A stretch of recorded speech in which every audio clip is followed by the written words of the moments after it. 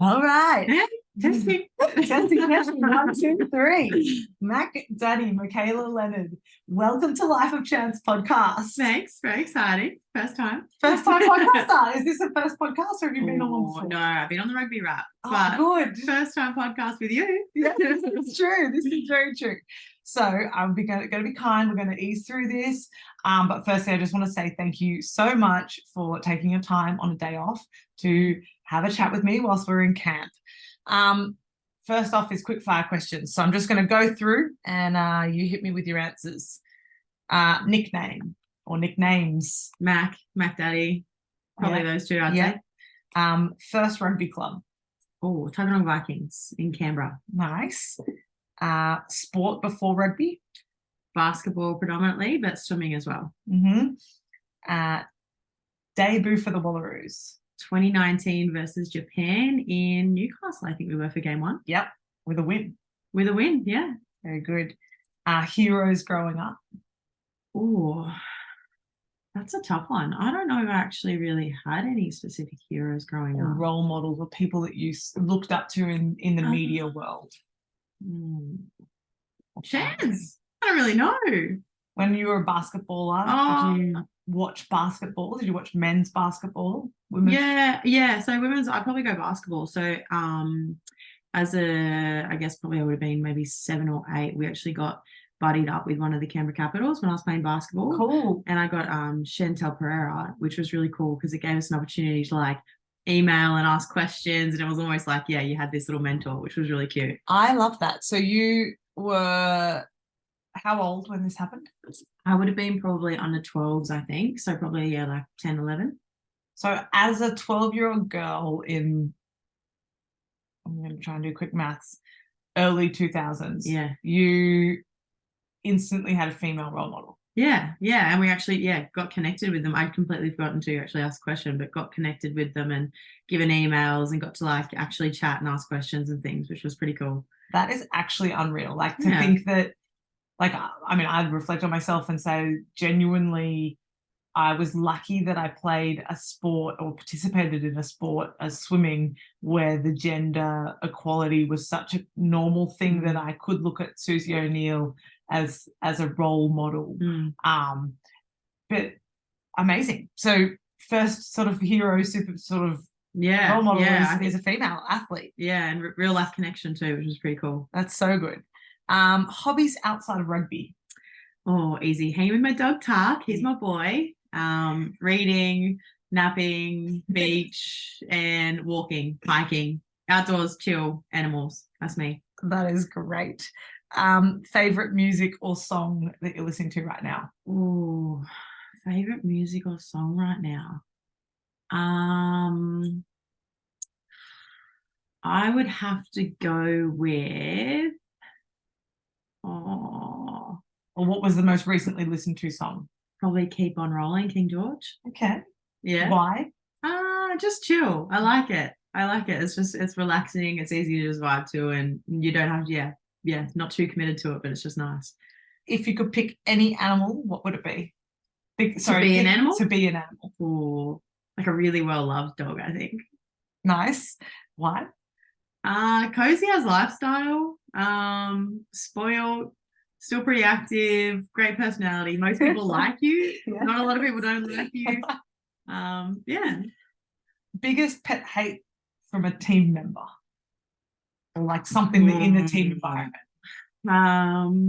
I would just have to say, I want to say like people being obnoxious. Like if someone's just being like, it's been a long day, you've had 2 trainings back to back, and someone's just being obnoxiously loud, center of attention in a space where like you can't get away from it. Yeah, read the room. Yeah, read the room.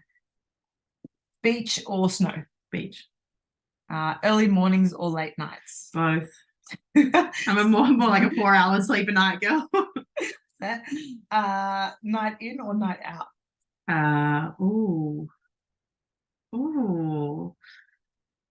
In. In. Everyone loves a good night out, but like most of the time the enjoyment factor is night in.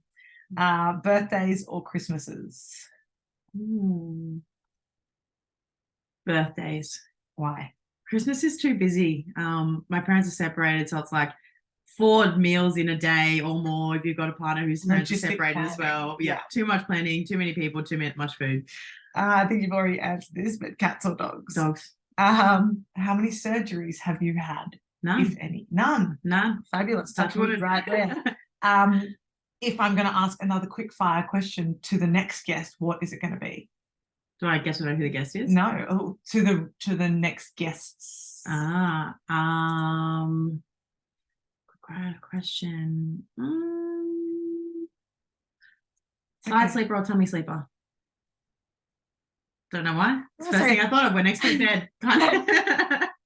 How do you sleep is going to be the question. On my side, curled up. Great. All right, let's get into a little bit more about Mac Daddy. Cool. So what do you do when you're not playing rugby? So how do you support your rugby passion at the moment? Most recently I've been on a little bit of a sabbatical. I've been a bit lazy. But normally, so outside of rugby, I'm a qualified physio. So would generally work as a physiotherapist, either in hospital setting or private practice setting, which kind of gets me by day to day. And I've just finished some studies in animal physio too. So hopefully we'll move into that in the near future. I was going to say, you kind of undersell yourself there when you say lazy, because I think lazy doesn't really sum you up. Studying is not a means of being lazy. It's a choice to further career, and to be studying animal physio. Yeah. Unbelievable. Yeah, pretty cool. Yeah. Pretty cool. So when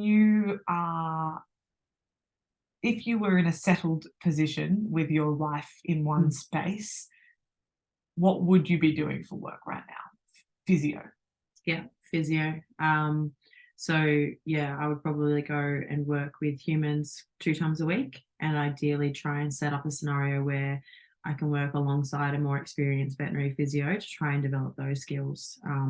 Looking probably to create my own business in the next sort of 5 years or so. Unreal. Where do you find a vet physio? Like, it's such a niche area. It's a tough one. So we're trying to work with, I guess, vets at the moment to, I guess, build the connection you see in disciplinary space in the human world. So where a doctor would refer you to a physio for back pain or a musculoskeletal injury, we're trying to create the same sort of awareness with vets, and I guess let them know that we're out there and we're qualified, we're recognised and registered through all the relevant boards. But otherwise, Google, word of mouth, particularly working with dogs and horses. It's a really small community, like the rugby community. You know one person, you're likely to know someone else. So word of mouth, getting out to events, shows, all those sorts of things, really. Yeah, that's really cool. We sort of just touched on the fact that there isn't really a lot of stability at the moment. You've made a wild decision to move over to the other side of the world, and we've just had a little guest almost join us. It's us in Lafayette has come to pop in for a podcast chat. I'm so sorry. I'm so sorry for interrupting. No worries. Do you want to I've brought a special guest for you. Let's just Ash Master. Going to return to where we were. I don't actually remember where we just touched on stability. Yeah. I was just going to say 3, 2, 1. Talking about stability and your life at the moment. You've made some really big, or taken some really big chances in the idea of moving to Perth. So you've uplifted your life from living in Canberra. Actually, let's even rewind back. 12 months ago, just before the World Cup, you're living in Canberra. Kind of give us a little bit of a where Mac's been, and for roughly how long from in the last 12 months. Oh gosh. Welcome to the Gypsy Tales of Mac Leonard. So I guess pre-World Cup last year, living in Canberra, obviously took off to New Zealand for the 5-6 weeks over World Cup. Yeah. Following that, I think I was back in Canberra for maybe 2 days or 3 days. That's a wrap yourself up, move out of your room, dump your stuff in your parents' house. Yeah. Thanks, Mum, for the storage space. His brother, actually. Oh, but brother, yeah. And head. Yeah. And then I flew to England. So I flew to Liverpool, or the Wirral, which is kind of a small little town on the outskirts of Liverpool for. So, but you had your yeah. So I did 2 weeks of university over there, face-to-face component for my vet studies. Yeah. And then from there, I guess I had a little 3-week holiday post World Cup, traveling just around Ireland, Wales, Scotland, England. Living out of a suitcase, which was really fun. Met some incredible people. From there, made my way down to Exeter, Devon, to play with the Chiefs, link up with them for the Allianz Premier 15, which was an unreal experience, unreal setup down there. Great group of girls, great coaching staff. And was probably there through till about March. Pause you there. Yeah. Why did you choose to go over to the UK? I think just that opportunity. Like, rugby's cool because it's a global sport, right? And in that position after World Cup, where I wanted to keep improving, wanted to keep experiencing more of the game, more of the world. The comp over in England themselves, when it comes to rugby, is probably one of the best in the world in the women's space at the moment. So an opportunity to grow my game, grow my knowledge, and as a forward in a space where set piece is a strength. And I knew that I would come away learning something. And yeah, that was sort of really the big driver. We were already on a roll coming off New Zealand and that training, and I just wanted to keep going, wanted to keep playing, keep traveling, and making new connections. How good is that? Yeah, pretty cool. So you finish up your experience at Exeter, at the Chiefs, and then what? So plan from there was to always head back to Canberra and play for Brumbies in the Super Rugby. But while I was over in England, got an opportunity for some discussions around, I guess, looking at moving to the Western Force over in WA for Super Rugby. And I guess it was another one of those moments of going, you know what, I've been in Canberra for 28 years, Canberra girl, born and bred, love it, it's home, it always will be. Same with Brumbies, it will always have a special place in my heart, having introduced me to rugby and grown my love for it. But I thought this is a chance to try something new, go somewhere new, again, meet new people, share what I've just learned through the World Cup and through England, and take it to the other side of the country, which is an incredible part of Australia, an incredible part of the world, and to help, I guess, grow the knowledge and grow the game over there where it's not quite as developed yet as well. But yeah, so I ended up in Perth for the Western Force for the 2023 season. And then I guess, as you know, since then we've been on the road, I think every couple of weeks, whether it's Brizzy, New Zealand, Canada, wild ride back to here. I don't think I've been in one spot for more than about 4 weeks at a time, which is pretty cool. Wow. So I know you have a slight shopping problem. Mm-hmm. Yeah. How do you deal with the fact that your suitcase must just keep getting bigger and bigger? Or are you like a buy something, throw something else out? No, I'm not. Do you just leave things? Like, do you have a lot of things just left in Perth, left in Canberra? Did you leave things over in Exeter? Well, firstly, I want to defend myself here and say I have a shopping problem. I have actually only probably gone shopping maybe 3 times since World Cup last year. But in saying that, no, I don't. I did have a bag I left over in England when I left, because the plan was to return at the time. I think that bag's now somewhere in Melbourne. I haven't actually recollected it. I think I have a few odd things here and there at my brother's house in Canberra still, and otherwise I think I've got 4 suitcases, big Wallaroos bags. They're great. Yeah, they are. Fit a lot in them, but I think 4 of them sitting in a friend's spare room back in Perth at the moment. So it is tough. I think I'm lucky that the airlines are normally pretty generous with us and a little bit more lenient on the allowances, but yeah, it's a lot of packing as minimally as you can on the road, because you know you might come back with 1 or 2 things more. Yeah, I love that. Thank you. Sorry, it wasn't supposed to be a stab. It was just shopping's fine. Look, we all have our way. We all have our releases. Yeah, exactly. So you've made some really huge decisions to play rugby sort of across the world, and experiences that have, I suppose, made your life much more different to another 28-year-old girl who might have grown up and living in Canberra. working a solid standard job. Why have you done this? Like, what is it about rugby that is your toxic boyfriend that you just can't get rid of? Yeah. Yeah, that's a really good point. I think it's a tough one, because I look back 5 years ago and I don't think I ever would have even imagined that this is what the last 5 years would have looked like.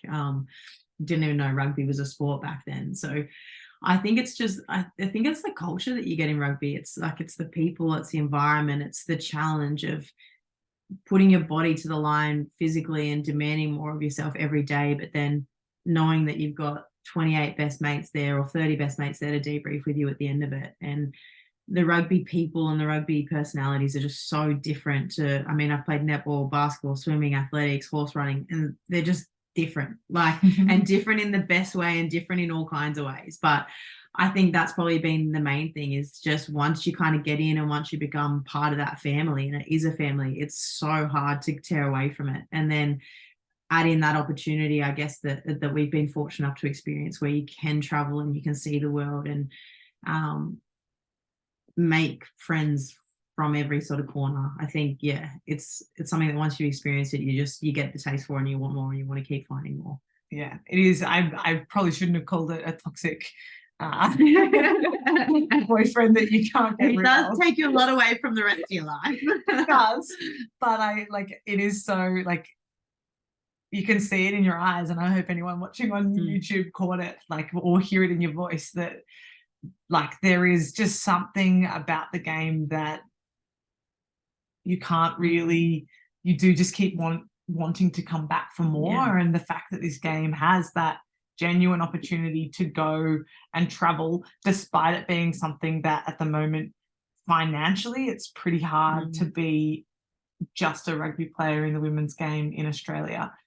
Things are looking to change, but that's our current position. And I said it to my previous guest Horse and said, like, this is a pretty special place. Like, you've made a choice to give rugby your all. And I think we need to celebrate that. And it is a choice. It's not a sacrifice. It's, you're choosing to take a chance on your financial security and what the world perceives as a regular life, to chase something pretty bloody extraordinary. And I think it's unreal what we're doing. And I think that the message needs to be shared, because our lives are pretty unique, and we're doing this in the name of representing our country, which is one of the highest honors that you can do, no matter what sport it is. You're representing your country. We wear our crest on our chest over our heart, and that's unreal. You have currently got a title that is even more impressive, and that is captain of the Wallaroos at the moment. And I just want to ask, like, how does this experience sort of come about, and how are you enjoying it? Yeah, big one. I don't know how it comes about. I guess it's the coaching stuff, and it's the management taking a chance and putting their faith in, I guess, myself, and how I can help to represent and work in the team and work with the people in our leadership group and in our squad to try and make this team the best that it can be and what we want it to be. How I'm enjoying it, it's an incredible honor, and I think one that I almost get not that little bit awkward, but that little bit shy actually having to talk about it or answer questions about it, because it's almost that, like, it doesn't feel real, or there's that part of you. And I think as women, a lot of us probably experience that sort of imposter syndrome, where you sit there and you go, shit, like, don't say that about me, don't put that in the spotlight, because I guess in nature growing up, that's sort of how we've been taught to feel, and not to sort of stand up and own it and be confident and proud in it, which at the end of the day, I definitely am. Like, it's an incredible honor, and I think something that I'll look back on for the rest of my life, for as long as this journey goes, or whenever this journey ends, and remember it as something that's pretty special to me. So yeah, how I'm liking it so far, it's been incredibly tough, incredibly fun, an incredible learning journey over the last, I think, few weeks to few months. But for me, it's really, I guess, also opened up a lot of communication avenues and a lot of, I guess, appreciation and understanding for the people in this squad, and particularly in the leadership group, and the strengths that each of those individuals bring, and how, even though everyone's from such different walks of life, we all just come together and communicate to work together and to take the load off each other and push this group forward in the most positive way that we can. So incredibly challenging learning journey for me. I think looking back to captaincy for Brumbies and things over the last couple of years and previously, I think the way I would go about things now, and if you ask someone what I was like then versus now, some of the girls that have been part of that journey probably say a completely different person. And I think I can attribute that or owe that to the girls around me, and the advice and the learnings and experience that they've given me, and how they communicate areas that they can see to improve, to work on, and I guess just the strength and the support that this group has in it to help all of us grow. I think you're doing an awesome job as well. So really she has to say that. She's always my roomie. I don't have to say anything. This is my podcast. I get to run the show. I want to delve a little bit more into this, because you sort of we naturally stole my question, which is, when has someone taken a chance on you? And I think you mentioned, the coaching staff and management have taken a chance on you. This is probably an uncomfortable question to ask, but why? Why do you think that they have actually taken the chance on you? She's gonna test me out here on this one. So I think for me, and again, this just goes back to the challenge of, I guess, owning up and being proud in our strengths and our confidence in ourselves. But for me, I think when I look at the athlete or the player that I like to be, I would say that generally I'd like to put myself forward as someone that has a good work ethic, put the work in at training, on field, off field, has given myself sort of 100% to this squad in both those areas as well. Take it upon myself to make sure I know my role, know the clarity around things, but also like to think that I've got a pretty good relationship with the different mixes in this group, and ability to communicate, I think, with the loud personalities and the quiet personalities, and try and get everyone in on the same page. So I did have this discussion with the coaches myself, and look, there's that part of you that goes, I'm not a highlights player, like I've never scored a try, I don't know if I will, but I think that's sort of that misconception that I created in my mind of what a captain or what a leader needs to be. And it was nice to have the support and, I guess, the reassurance from the staff to say, look, that's not why you're here, and that's not why we want you to be here. You don't need to do anything that you're not already doing or that you haven't done before. Like, we just want you to keep being the player that you are, and the hardworking player that you are, and I guess use that sort of that calmness and that ability to communicate to help this group get forward and move forward together as a collective. I love it. I'm just going to go off on a little tangent here, but it's kind of going to lead me where I want to go. I remember your debut week. We were roomies, first time roomies. Didn't know anyone. And we definitely clicked massively in that first week. Like, there was no doubt about it. Like, we were going to be really good mates from then. And I just think about the way you as a person have grown from this girl that didn't believe in herself at all. Like, there was so much self-doubt in there. I'm sure there still is. And that's something that we all have in a lot of our lives, and that you mentioned imposter syndrome before, but like, even the way that you could just then talk about the fact that it's something that you experience, but you're also able to then sort of take a compliment, take a positive statement, and accept it, is such a huge growth from that first week where you were like, I shouldn't be here. I don't even know what rugby is. Like, and the self-doubt and how far you've come is unreal growth. So that leads me to like your rugby journey. Like, it's been quite a short, wild ride. If we put in context, yes, you've been part of the Wallaroos since 2019. What was your rugby journey like up until 2019 when you debuted for the Wallaroos? Pretty whirlwind, to be fair. I think probably if I was to sort of put it into years, I'd go starting at 2017. So 2017 in Canberra, they brought in, I think it's called the Katrina Fenning Cup. Anyway, a rugby league full contact competition, which they hadn't had for quite a long time, I think, particularly in the open women's space.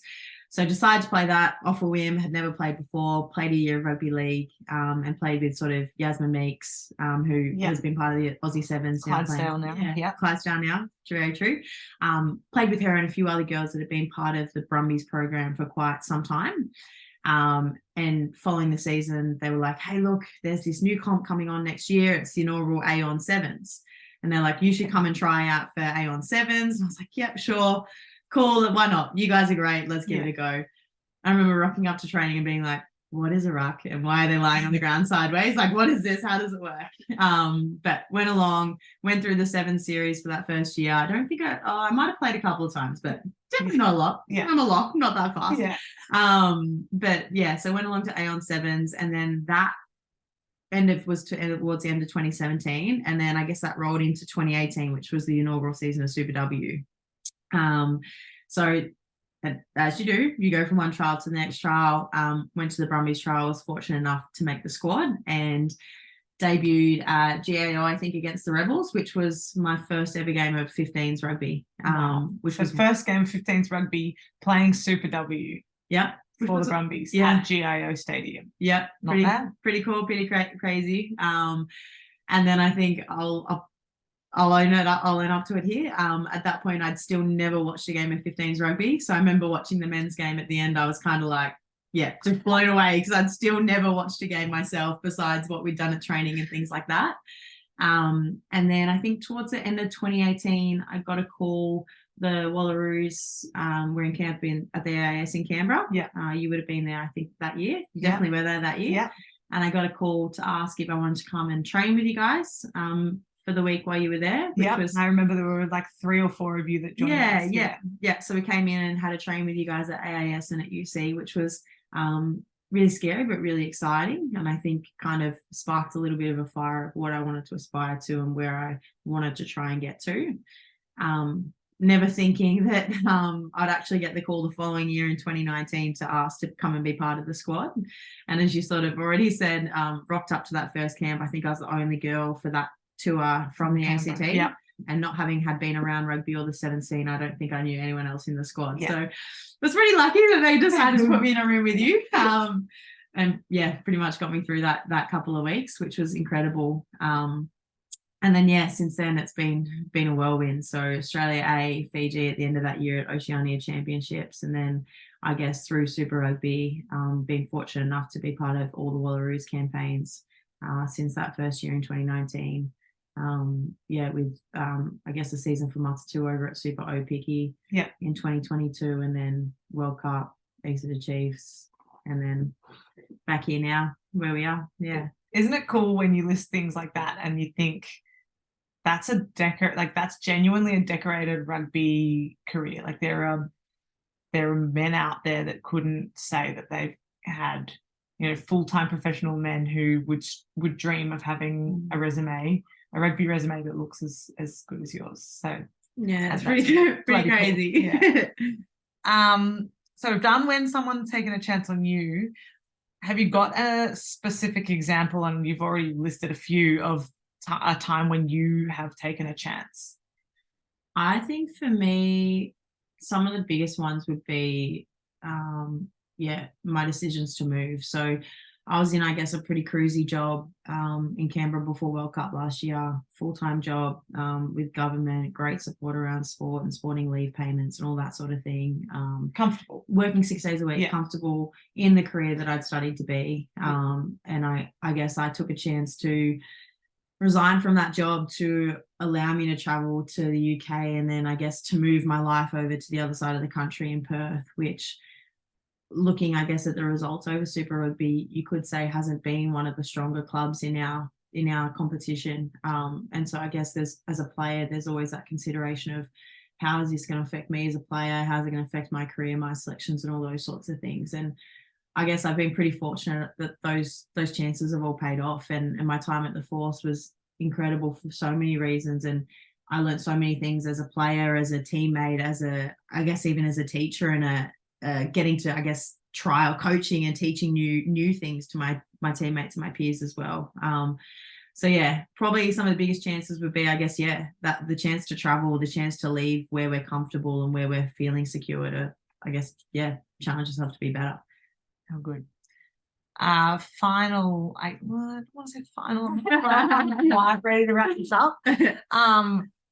What is something that you are doing, reading, watching, listening to, or a hobby outside of rugby that is challenging you or making you think regularly? Challenging me or making me think. I would say study, but I've just finished my studies, so I'm not going to focus on that anymore because 10 years of uni is enough for me. I recently read Dan Carter's biography, which was actually really incredible. So I think before this point, I'd say that one of my favorite books or one of my favorite rugby books had been Legacy. No particular New Zealand theme here. I'm not sure why this is coming up, but so Dan Carter's biography has been unreal. I think hearing from his perspective as, I guess, a incredible rugby player, intelligent rugby player, on and off the field, and the way he looks at a game and a team culture and environment has been really interesting. And the way that it's written, it's easy to follow, but it brings out so many similarities to the forefront that I can see between teams that I've been a part of, where we are now as a group, how I want to be as a player, how I want to be on field, off field. And I guess it's just made me think of things that we could implement within our Wallaroos system, I guess, to help us to grow, and things that I could also implement not only in my life as an athlete, but in my life sort of off the field as well. So that's been pretty cool. Would recommend if you haven't had a look yet. Yes, I think I've actually seen it somewhere. Might be on my laptop right now. But yeah, definitely worth a read. And a really good book with a one that I would recommend sitting down with a highlighter and a pen, because there's definitely some takeaways in it. Funny, because Horse said that she's given it to me so I can highlight it and give her the dot points so that she can basically have read the book without reading it. Yeah, there you go. We're all here to help each other. People, right? Absolutely. There are many more than two types of people in this team. Yeah. Final question. What is a piece of advice that if you could have given it to a younger version of yourself, what would it be? I think I probably alluded to it, but for me, I would say you have to believe in yourself. It's something that I probably struggled with a whole lot throughout my career, like as an athlete, as a student, as an employee, is that little element of self-doubt. And I think although we feel that sometimes it's there to protect us, it probably actually hinders us more than what we can imagine. And I think, I would just say believe in yourself, because I think, as you said, the chances in the experiences I've had as an athlete so far have been incredible. And I can only imagine just that little bit further I could have gone if I had more of that belief or more of that confidence in myself from the get-go. And I guess that willingness to really challenge myself, put myself out of my comfort zone and just back myself 100%, because mind game's huge, right? And if you're holding yourself back that way, then it's always going to hinder you. So believe in yourself. You can do anything that you set your mind to. Amazing. Mac Daddy, thank you so much for your time on Life of Chance podcast. It's been an absolute pleasure. Thank you. That's been good. Cool. Done.